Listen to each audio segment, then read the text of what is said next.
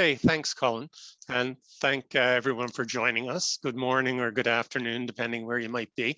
So today's book club, we're going to chat with my friend and colleague, Richard Moore. I'm based in the Toronto area and he's in Ottawa. And we're going to talk about his very recent book, A Realistic Framework for Enhancing Communication, Relationship Building, and De-escalation Skills. Which is a relatively small book, but relatively packed full of interesting information and helpful practical tips. It's also well grounded in research. So Richard has a fair amount of experience working with police in Ontario and elsewhere. And so what we're going to do is just have a chat about what brought us here, what brought him to the book, and some of the key messages and hopefully takeaways from it. And, you know, after that, I'm sure, you know, we'd love to have some questions. And even after this event, I'm sure Richard will be happy to chat with anyone who wants to know that. Okay, so Richard, I guess we'll start off with a very basic question. Why'd you write the book? Well, I mean, it's pretty obvious that the timing was right. We've heard a lot about police and you know, specific incidents in both in the US and Canada. A lot of them really highly publicized, and so that was part of it. The other part of it was, another part of it was that I've worked quite a lot with police over the last maybe 15 years or so. Doing a lot of not only internal work in police departments, but mediating public complaints against police. And it just became obvious to me after doing a few hundred of these complaints that so many of the complaints just kept coming back to the same reasons why people were unhappy. And I just thought, there's some really simple things here that, you know, police just need to learn to do better and would really help. And there's a lot of anxiety, a lot of nervousness, a lot of mistrust, a lot of real issues when people have issues with police that don't end so well. I do want your hot pepper, baby. And I thought, you know, I should just try and write something and see if I can do something practical to maybe change the conversation a little bit. Okay, I find it really interesting that, you know, this book has been written in 2021, and yet you essentially start off with the Peel's policing principles, which is from essentially 100 years ago. And I was kind of curious why you did that. Well, Robert Peel, at least in the Commonwealth countries, is seen as the founder of modern policing. And when I wrote the book, I wrote it to be helpful and practical. And I know that almost every police training, they would make reference somehow to Peel's principles. And I thought, having read them, you know, we need to go back and reread them, and the police certainly do, because it's grounded in common sense, and it's something I think all police can readily relate to. And I thought, if I'm going to write something for them, I should write it in a way that they can relate to it, rather than, you know, bash them all the time. Okay, and you know, you've achieved that. You've written a book that's relatively easy to read and very common sense, but also based in pretty serious research. And John Land has just asked about, so could we summarize Peel's principles? And so maybe we'll do that. Would you like to do that, Richard? I can do it. I'll do a couple of my favorites.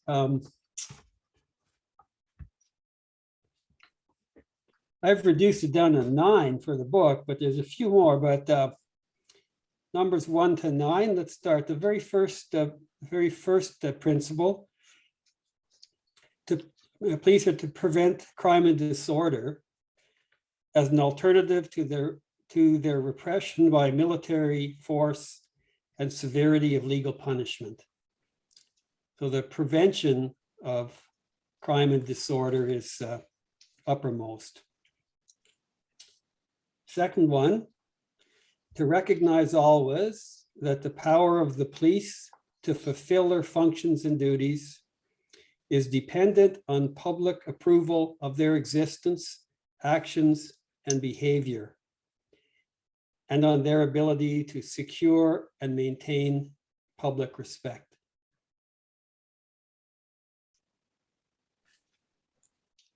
And the last one I'll read, this is maybe my favorite. To maintain at all times a relationship with the public that gives reality to the historic tradition that the police are the public and the public are the police. The police being only members of the public who are paid to give full-time attention to duties which are incumbent on every citizen in the interests of community welfare and existence. It's fairly interesting that these principles are 100 years old, but they really fit in. And so we need to look at that. So I'd like to just go through some of the parts of the book with you. And, you know, starting off, obviously, chapter 1 and your nice quote from John Lennon, and the title, Reimagining the Officer's Role. And one of the comments you've made is you estimate that 75% of all public complaints that you've mediated over the years are because people are unhappy about how the officer treated them and not because of the officer's decisions about crime enforcement. Yeah, that's huge. And police don't get into trouble usually because of crime in their communities. They get into trouble if the community doesn't have faith in them or trust in them. And the biggest determinant of whether people have faith and trust in the police is how they've been treated by their own personal interactions with the police. It's huge. Great. And basically, when you go forward dealing with the issue of trust and trust and legitimacy you've put together with the police, and you say that both trust and effective policing, law enforcement go hand in hand. And so how do the police have legitimacy or develop it?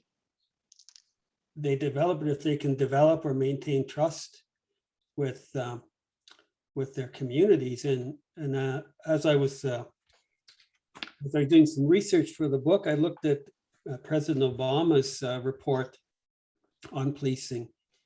Came out in 2015, and the report said that the #1 issue for policing in the United States in this century is for the police to maintain the trust and legitimacy with the public. That's #1.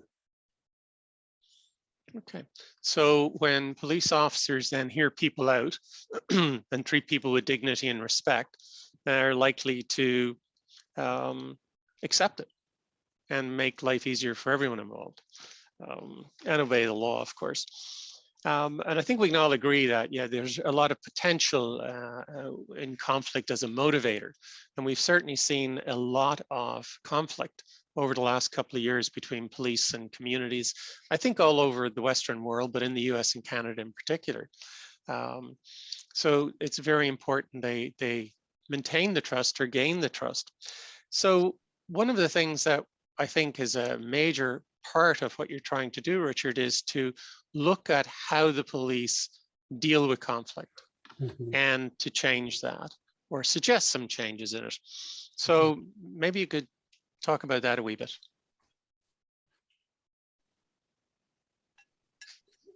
It seems to me that the most of the training, or a large part of the training, the police are given both as they enter their services and then actually they typically get recertified every year. It's use of force training. And we hear so much about use of force or improper use of force. So there's a big focus on use of force training. In the United States, often the model, it's like a hierarchical model, and the moving from less force to most force. And the bottom of the triangle is officer presence.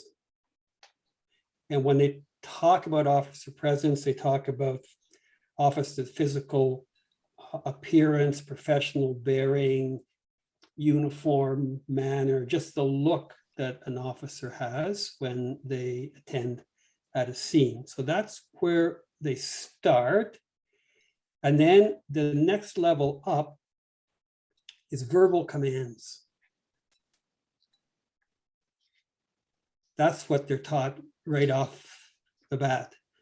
You get there, you look like a police officer, you're clear, you're deliberate, and you give verbal commands, and you expect people to comply, to respond and comply.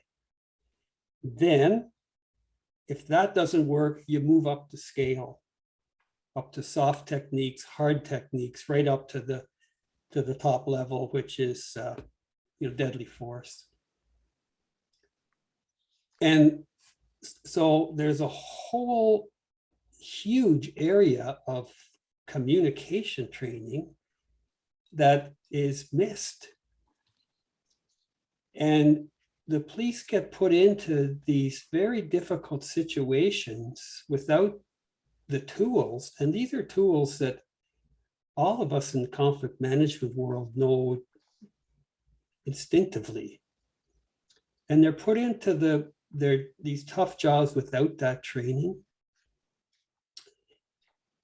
And they deal with people in crisis, they deal with marginalized people, they deal with racialized people, they deal with people with mental illnesses.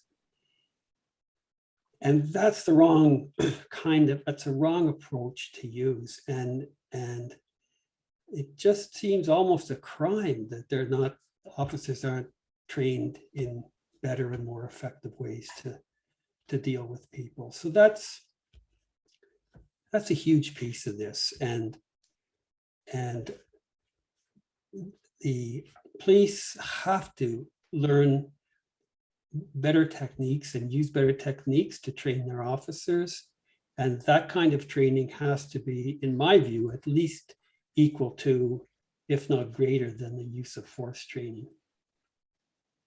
So this is how you move the police officer and reimagine them moving from warrior to guardian through more intensive training and different ways of de-escalating conflict is the primary one. Yeah, and I think changing, reimagining their role, what they're doing, and that's why I like the Peel principles and referring to them, and the idea that the public are the police and the police are the public. It's to join with the people and get on the same level with the citizens and communicate with citizens as fellow citizens and not from a position of power.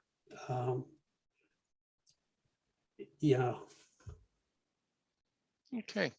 Well, I mean, I think that's a topic that we could spend an awful lot of time on. I'm just trying to, go through some of the key points here. But I think a really important component of what you're talking about is how police operate in a multicultural world. Mm-hmm. And we have seen the consequences, and particularly in North America, of the police not being sensitive to that. And so you have set out a fair amount of work in it. But one of the comments or one of the paragraphs in page 35 is, when dealing with people from different cultures, officers should be sensitive to differences in how they interpret these differences. And then you ask the reader to say, are the difference you notice part of the person's culture, their individual personality, or own biased way of seeing things? And then you look at stuff that John Paul Lederich has said. So how do we deal with police force that may not be representative of the multicultural world, although we're moving in that direction, rebuilding the trust of marginalized communities? Mhm. Yeah, and I'm sure that most services across our countries are really trying to do better, to reflect have their services reflect the community, the communities in which they're working. But it'll take time. But a big one, of course, is understanding our conscious and our unconscious biases, and how that affects our judgment. So that's really important for police. I think another one is understanding the impact of the power differentials between the police and the citizens. That's a huge piece. High power, elevated power makes the officers much more confident in their own ability to control a situation, much more confident that they will come out on the right end of the encounter, more risky decision making. And with our less powerful, often marginalized or racialized people, the fact that they have less power makes them actually more prone to defensiveness, more prone to resistance. So that is a huge piece that we need to understand. And in so many of our areas of our countries where there's great diversity, we have a lot of new Canadians now. Cities like Toronto, of course, its diversity is huge, and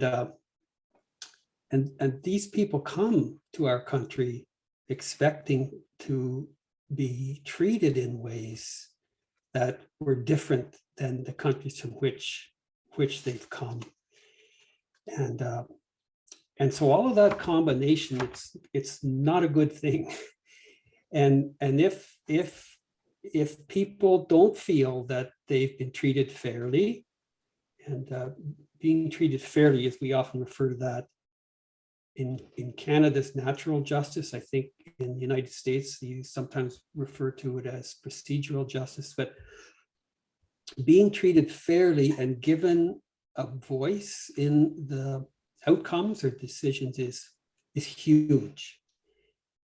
That's why the verbal command thing doesn't work, right? We have to slow down, we have to engage with the people and give them some time and some voice. So all of that is really important. And we often, so if officers are working in communities with particular characteristics of people, they want to try and understand that. And that's always it's difficult for all of us. So another big piece of it, I think, is just slowing down a little bit and giving people space and time to, first, for the officer not to come in with assumptions or prejudgments, and second, to allow some space for people to explain themselves and to talk things through. And even if we're not acutely aware of all the the backgrounds from where all our citizens come from, I think if we can do that, it will make a huge difference. And there's this constant, seemingly rush from call to call to call. And if the officers can only slow down a little bit and give a little bit more time, I think we'd have, a lot of better outcomes. So kind of a long-winded answer, Colm, but No. that's why I tried to sort of in this little wee book, put a whole lot of stuff together in a way that kind of fit together and might make sense and might be helpful for people working in really tough jobs under a lot of stress and having to, go from like one call, it might be a notification of a death call, to another call where a neighbor is complaining about the grass clippings of their neighbor and so it's a tough job. And it's, as I said, there's so many simple things that we could do to help them do their jobs better. So it's very important. I mean, it's something we talk about in training anyway, but it's very important that police officers understand their own, how they handle conflicts themselves, how they respond to conflict. And in the book, you've used Ron Crable's conflict styles inventory. So how important is that police officers know how they respond to conflict, not just in their job, but individually? And I noticed we've been joined by a couple of officers from the Ottawa Police Service, which is very nice. Thank you for coming along. So how important is that? Well, as conflict management people, we know how important it is for ourselves. And when we train people to do the kind of work we do, it's a big piece of it. And when we started on our paths, or we took our first tests, and Ron Crable, Ron's been just wonderful to help me with my book and comment and allowed me to make reference to his work. We learned so much about ourselves. I just imagine someone whose role, like from beginning to end, every shift, it's all about conflict, and not having that training, not having that insight, so it's huge. It's so important. So you also, sorry, Richard, go ahead. No, it's so important. You referenced the Ontario Human Rights Commission's recommendations in 2017, or at least that's when they set up the inquiry. And there's 3 points you make in the book. The first one, and this is what the committee is recommending, or the commission, train officers to de-escalate prior to any use of force whenever possible, and mandate specific de-escalation alternatives for officers to use before applying force. The second one being train officers how to recognize and deal with fears, anxiety, or biases that may contribute to their use of force decisions. Mm-hmm. And the third one is train officers on how to tolerate verbal abuse and disrespect, including allegations of racism or bias from civilians without resorting to physical force. And those seem like very strong principles, but principles that would be relatively difficult to implement in the present day models that we're using for training. Well, we certainly need to add to the models of training that are being used now. And I'm the last thing from a use of force expert, and unfortunately, we all know that there are situations where force is necessary, but that's not enough. There has to be more training to equip people to deal with these situations. And the thing is, and that last piece about training people to not to react if you're being called racial and prejudice and whatever, like, it shows you how tough the job can be, right? So it's hugely important to have this broader training. And the officers, the police, are under stress. I had a senior police person tell me not so long ago that in any given detachment, he's referring to the RCMP, which is our national police force in Ottawa, there can be 25 to 35% of the officers off not doing their regular jobs because of stress. You think about that, the cost of that. 25 to 35% of the people, the cost of them, their families, the services. And so what we know from research is that if a person is able to become a little bit more empathetic, is able to slow things down, is able to relate better with the people that they're working with, it's healthier for them. It's not only better for the citizens, it's much healthier for the officers, and so we have to keep that in mind. This is a tough subject. Okay, so the book goes on, and obviously from the title you focus on, de-escalation and skills and training. But what's also really interesting is you are focused mostly on officer-citizen encounters, but you do have a chapter on internal issues within the police. How do you see the differences, or the same skills go for both? Yeah, I was saying to someone the other day, as I wrote half a book, the other half of the book is, working on the inside and things that could happen internally to change things. And, we've all heard about police culture and how difficult it is to overcome that kind of a suck it up mentality, don't show any vulnerabilities, that kind of thing. So there needs to be some real change with that as well. And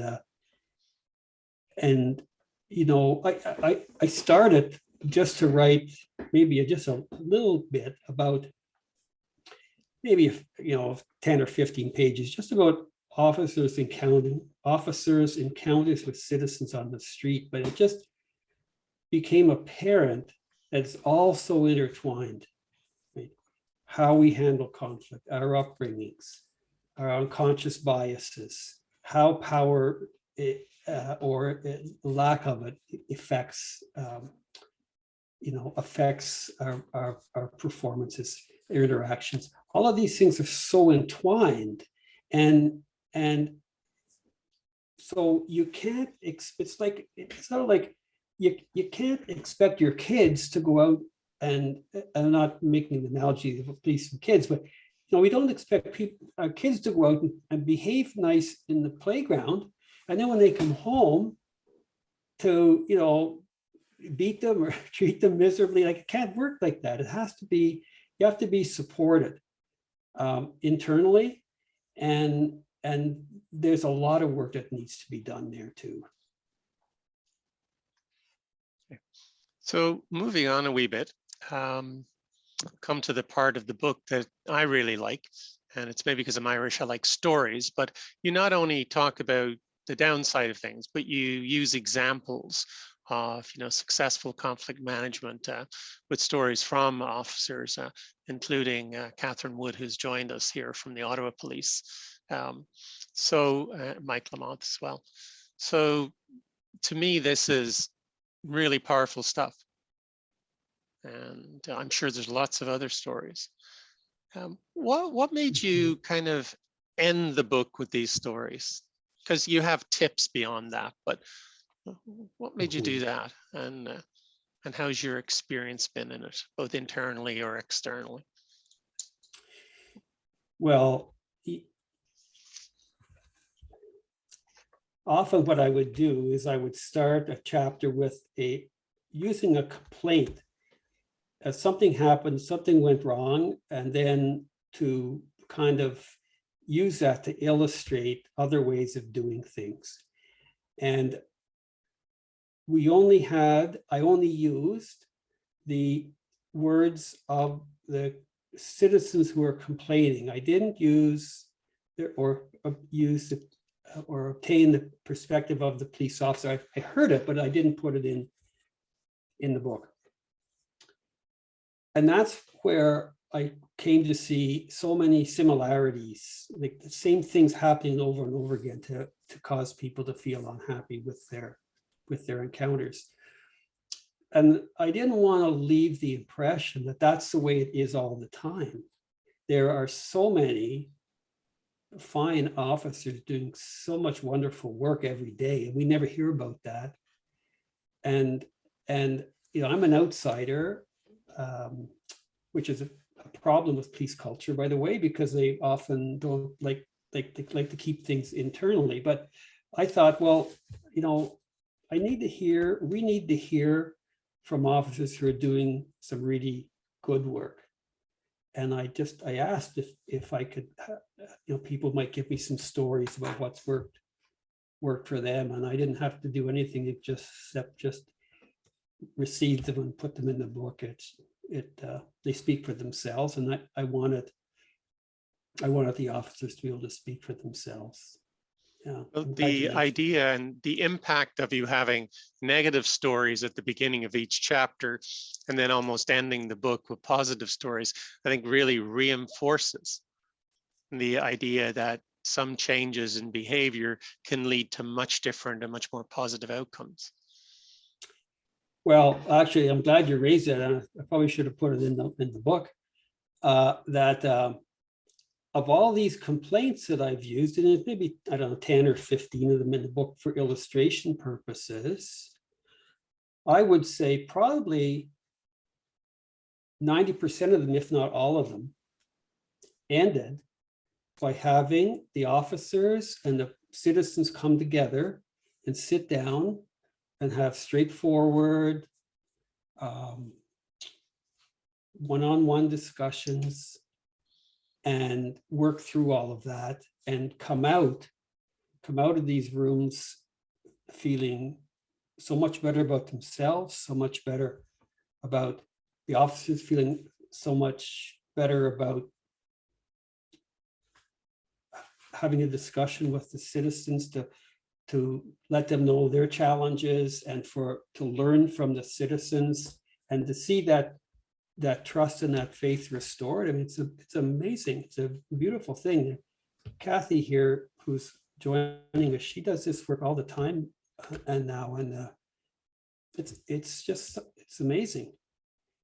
And so, yeah, I should have let people know in the book that, hey, these things, they can turn out pretty good if you can only get them together and have a chat about it.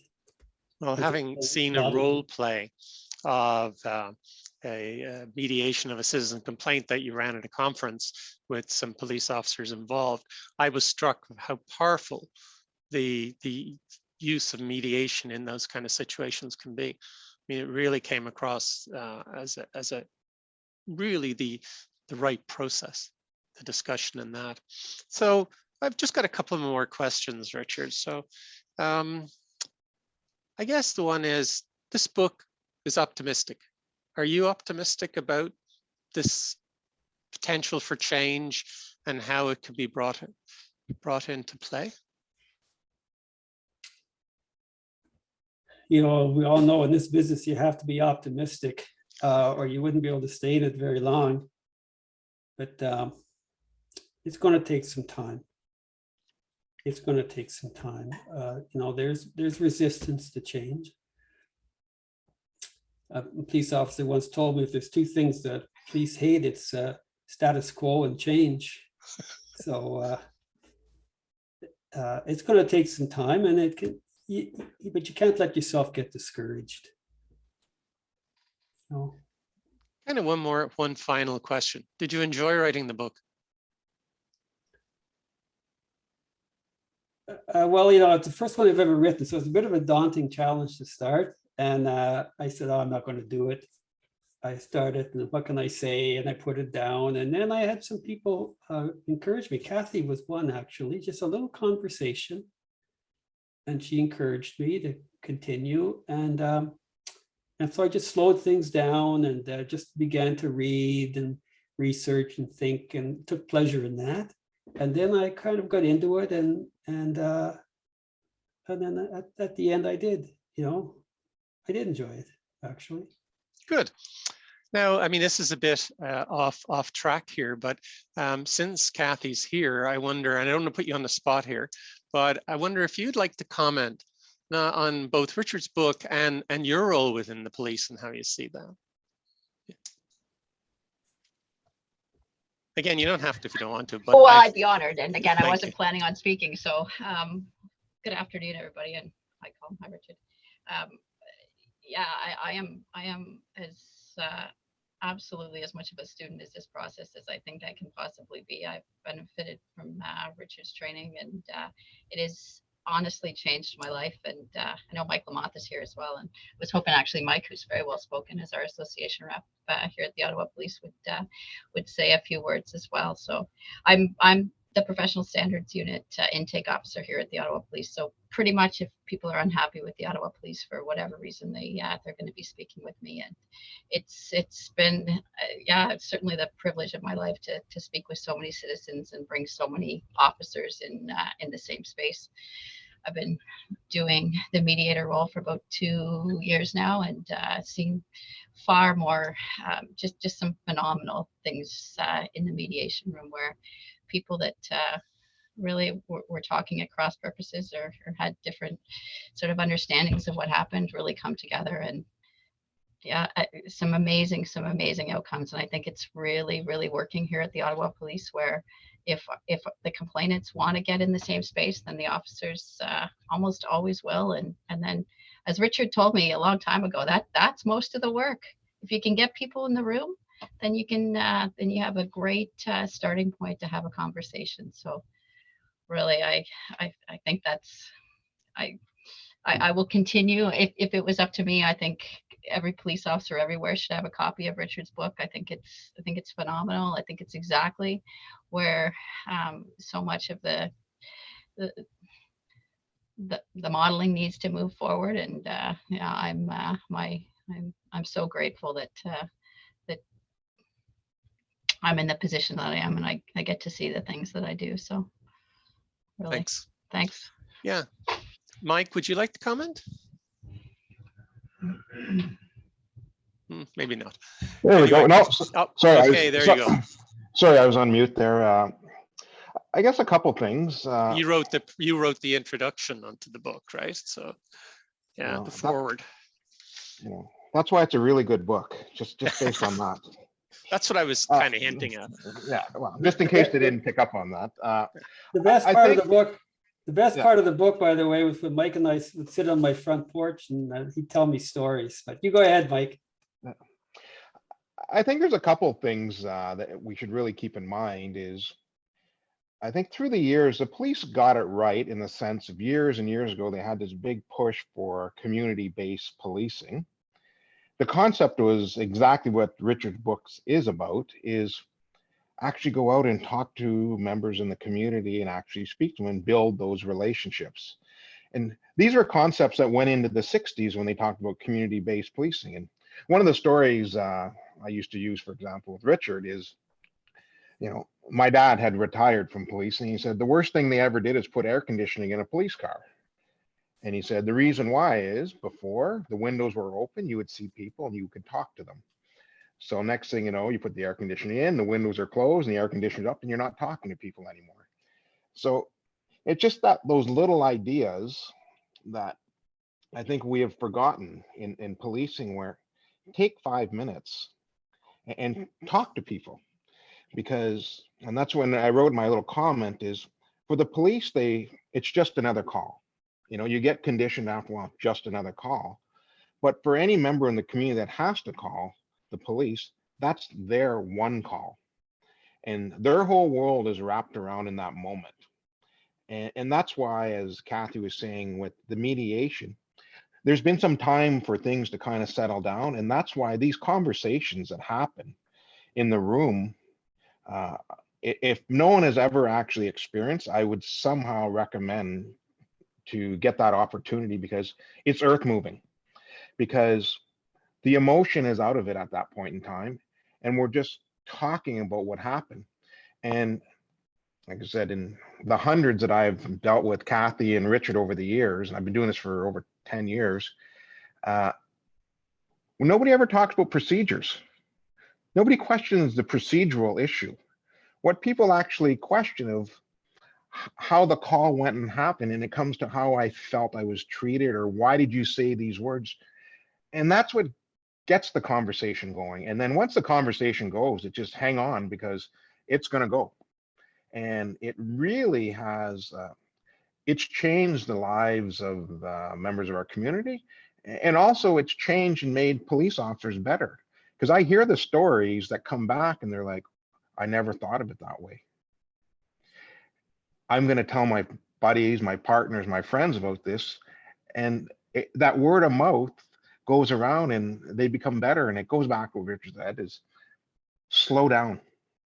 Take 5 minutes. And because in the moment, people are, interactions with police are stressful to begin with. As I've been involved in policing for 25 years. I get nervous if I'm being pulled over, and I'm familiar with the process. So imagine if I'm not familiar how it is. It's because, it's challenging. And, I think Richard kind of went what old is new again, of just basic, let's just talk to people. Thanks. Yeah, I found it quite fascinating over the time Richard was writing the book to have quite a few discussions with him and look at the kind of vast amount of literature that he synthesized into the book, and then he cut it back some more, so it becomes a useful handbook. So I'd recommend highly that if you're working in policing, that you read the book, and we're hoping that it will bring about change. And there's opportunities here to make things better. And Richard's book is a guide towards doing that. And I think at this stage, maybe we'll see if anyone has any questions and go from there. Yeah, thank you so much. There have been a couple points in the chat, and I encourage everybody to unmute your mic and speak up if you'd like to ask something. But Richard, one of the reactions I had as you were talking about, I think your actual quote was, slow things down and allow space for people to explain themselves and talk things through.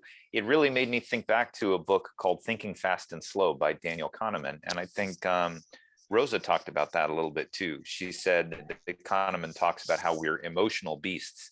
And I think it's very powerful for me, not only to hear you talk about your mediations, but to hear Kathy and Mike talk about their experiences too. I think we're all mediators here. So we know the power of slowing things down in a mediation session and getting people to hear each other. But I guess that there seems a little tension for me between, obviously what can happen in the mediation room after the engagement when someone's been frustrated with an interaction with the police, and then police who are put in a situation where they have to think fast oftentimes, and they encounter a situation and they have to take a measure of everything very quickly.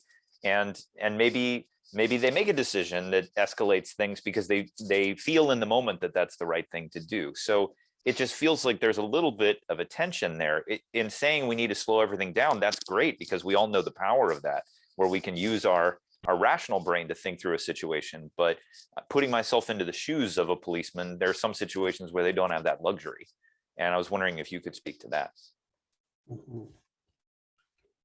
Yeah, and I'm sure Kathy and Mike and the other officers could speak to this, that are here, could speak to that much better than I. What I tried to do as well is, because I thought, the police officer's day is often going from call to call to call. And so you have to get from one to the other. And is there a way in that transition, going from maybe a really distressing call or a kind of a not very, very important or meaningful call from the police, going to a really stressful one? Is there a way in that transition, when you're in the cruiser and you're getting there, that you can center yourself, sort of brush off one call and get ready for the next? So there's a little bit of that. Then I think we're not talking about a lot of time here usually. And I think the officers are going to need to and want to, and are instinctively trained that they should look around to make sure that the environment is safe. And once they've done that, then they move into action. And that's another time where once they've ensured that the environment is safe for them then to act or, you know, proactively engage. And that's the time, I think, Colin, where it's time to slow that down. And that'll be helped if you've been able to make the transition on your drive over. And also just, it's a few seconds, it's not a lot. We're just trying to avoid doing things which are going to aggravate the situation, provoke a defensive or an aggressive reactive response. And that's where it's making some rapport and really giving a bit of time and listening. And just doing that, as we all know as mediators, then like just like the air goes out of the balloon. Absolutely. Yeah. So, So- Meyer, I wanted to, oh, I'm sorry, Colm, did you? No, have go something? ahead. It's fine. Well, there's another interesting question that Meyer put into the chat. And I was wondering, Meyer, if you could speak to this. You talked about Cialdini's principles of persuasion. Could you talk a little bit more about that and the connection that you're making to what Richard's saying? Sure. So a number of years ago, I actually went to be trained by Dr. Cialdini at Arizona State about his principles of persuasion workshop. And then I became a certified trainer to do the principle of persuasion workshop. And what it does is it transforms you from using commands and authority to using the concept of influence and persuasion, which is quite different. So one of the principles of persuasion is someone who is an authority is more likely to be listened to than someone who is in authority and uses harmful commands to get people to move. I'll give you one example. I pull up to the airport at Burbank Airport, and I'm trying to let my wife out with her luggage. And a police officer comes over there and starts yelling at me to move, but my wife is still trying to get out of the car. So that's called someone who is using their authority against the citizen. And that got me very angry and I wanted to react. And that's what happens in many of these cases. Police think that they have to use, quote, their authority rather than being an authority about how to control the situation. So I'd like to go to the next point. About 10, 15 years ago, Mike Feuer, who's the city attorney of Los Angeles, asked me to give a 1-hour presentation to police officers about principles of persuasion. And all of them thought that it was a very good presentation. However, in order to convert from being someone who's in authority using commands, one needs to have a 2-day workshop or more, a continuous workshop, to reduce that attitude and turn it into influence and persuasion, which can be much more effective and get better results. Mike Feuer is now running for the city mayor of Los Angeles, and I know him well, and I hope that maybe we can get him to understand Richard's concepts and implement his ideas in the LA City Police Department, which is one of the largest in the country, as you know. And that would be very, very helpful and interesting to see if police officers could be given a series of workshops, not just lectures, but involvement.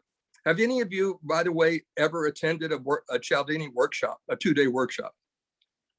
Well, it is an amazing educational process. It is something that he's studied and figured out how do you get people to convert and actually implement and absorb and use influence as opposed to commands. And so that's what I'm suggesting is that's the next chapter, is that a program be developed, a real workshop where police officers have to come on a regular basis to refresh their experience of being influencers as opposed to being commanders. I mean, the tragedy of this officer who's now being prosecuted for using her taser her using a gun instead of a taser is an example of just what I'm talking about. She immediately used a force rather than using persuasion. And all throughout the country, this is what's happening. And so I'm a big advocate for getting workshops out there to police officers to convert them from using commands. And also, I've been giving lectures on elimination of bias in the legal profession for about 15 years. And there's wonderful material about how to train police officers about elimination of bias. And so I think those two combinations, influence and elimination of bias, will go a long way if they're developed in real workshop times like Cialdini has developed. And someone ought to study the technique that Cialdini came up with in order to really transform people thinking. And that's, I will tell you personally, after taking that workshop, it transformed me completely in my whole approach to mediation. Instead of, I am an authority because I have 55 years of legal experience, but I don't try to use that authority. I am someone they respect, but I use the other principles of influence. There's 7 of them. Interesting. And we should So know Richard, them. what do you think about that? I think Myers bang on. And persuasion, by the way, is one of the words used in Peel's principles of policing. He talks about persuasion and advice. But I had a conversation with the deputy chief 2 or 3 years ago, and I said, you need to do some more training for your officers. And he said, what do you want? I said, well, I can do something in 5 days. He said, he says, we will never give you 5 days. And one of the deputies said, how about a day? I said, you can't do anything in a day. Chief said, how about 2? I said, two, we can do it. So 2 days would be amazing. And it is almost a crime to me that they don't do that, because everybody's going to come out better and healthier. So yeah, thanks for that, Meyer. I'm with you 100%. Now I'm going to look up that training. Can I give your name to Michael Fuhr and see if there's a program that you can offer for the next mayor of the city of Los Angeles? It would be a great benefit that he would adopt a regular workshops, and 2 days is enough. That's Cialdini developed a system for actually converting people in 2 days' time in a workshop, but it's done in a very unique manner. And yes, you should take a look at it. I don't know if he's still giving them because he's gotten up there in age. Well, I think the Los Angeles Police Department too has a long and sad history. They could learn a lot, I think, from Ottawa, Yes. About how to do things more. But I want to connect to some of the comments that were inserted in the chat. Rosa also talked about Cialdini publishing a new edition of his book just this last May. With a new principle that focuses on unity. And this makes me think of what Mike was talking about keeping the windows rolled up. Your ability to persuade is increased enormously. She says, 250%, your ability to play that role as an influencer if you're perceived as being part of the in-group. And that resonates also with this concept of community policing. And also the Peel principle, which is we are of the community. The community is us and we are the community. And that makes also your ability to play that influence role. One of the things about the LAPD, the big criticism is a bunch of white guys from a different neighborhood that are brought into areas like Compton, which are largely African-American, and they're not perceived as being part of that community. They're not connected there. So their ability to play that influencing role is significantly diminished. So that's interesting. The other point I want to raise is what Chuck said. And the other thing you said, Meyer, it's not only the persuasion workshop, it's also the racial bias, being aware of your racial bias and confronting that and understanding, that the subconscious bias. I think Chuck talked about, is there a role and value for reflective practice of police sharing these experiences of manageable and difficult encounters? So maybe that reflection would enable them to do what you're talking about, Richard, is think a little bit, slow things down a little bit and be a little more circumspect in some of these engagements. So I think it's interesting. It does feel like this is all of a piece. So Richard, what do you think about that? I'd like to point out one more thing, is that Cialdini named his new book Persuasion. And I can't begin to tell you how that has converted my thought, is all the elements that you do before you make your persuasive pitch It's preparing yourself and focusing on the elements that will get you more effectively to get Meyer, to I'm persuasion. assigning you some homework. Let's get Cialdini for Yeah. our next book club. Yeah, if he released it in 2021, let's do it. But I Okay. want to hear what Richard's thoughts are, because we're running Sure. out of time on Okay, all sure. of these. Just two things. I'll hang up. Just two things really quickly about the training. Like and I was after the Ottawa Police for years to take over the work that I was doing with them. And finally, they did. And Kathy's doing the work. And it's so much more effective because she's within the organization and she's in a position with the officers who come through her program to circulate these stories, and they're received by people of their own, and it becomes much more effective. And then the last piece is that a number of officers have told me, like, you don't have to train everybody. Like, if there's a certain number, if you can train, I don't know, 15 or 20%, then that's how officers learn, because their colleagues will watch them in action. Right. So I think those are just 2 points I wanted to make, Colin. That makes me think of the book, The Tipping Point. You know, they Mhm. say if you get to that 12%, the last 80% happens very quickly.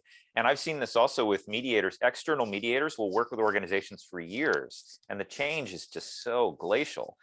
But then when an ombudsperson or some internal person does the same thing, they're perceived as an insider, and they make so much more progress so much more quickly, because again, it's this, what I think what Rosa is talking about, this, they're part of the community.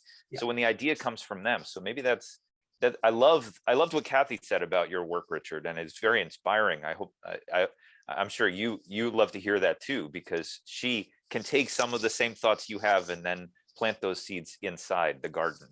And I think that's really that's very inspiring. So I it's know we're nice- getting to the oops, end of our time. sorry. Please, Colm, please. I was Yeah. just going to say it's nice to end on a positive note, and I think this has been very positive. So It has, absolutely. Richard, do you have any final comments, or anyone, if you have any final comments before we wrap up? This has been a I'm just wonderful really- session. I'm just really, happy that you invited me, Colin, and I'm happy that some people took the time out of the day to come and join the conversation. So thank you very much for that. Well, Richard, thank you so much for the time you spent with us today and for this great book. And also to Colm, thank you for an excellent hosting job. If I could get a round of applause for the two of them. Thank you. Thank you so much. This has been wonderful. And obviously this is just the beginning. And also I'd like to thank Kathy and Mike for joining. It was really wonderful to hear I think it made the conversation much, much richer. So with that, why don't I release all of you to the rest of your days and to the holidays, and our next book club meeting will be in January. So stay tuned for some more information about that. But thank you, everyone. Have a wonderful and peaceful holiday season. Stay well, and we'll see you again in 2022.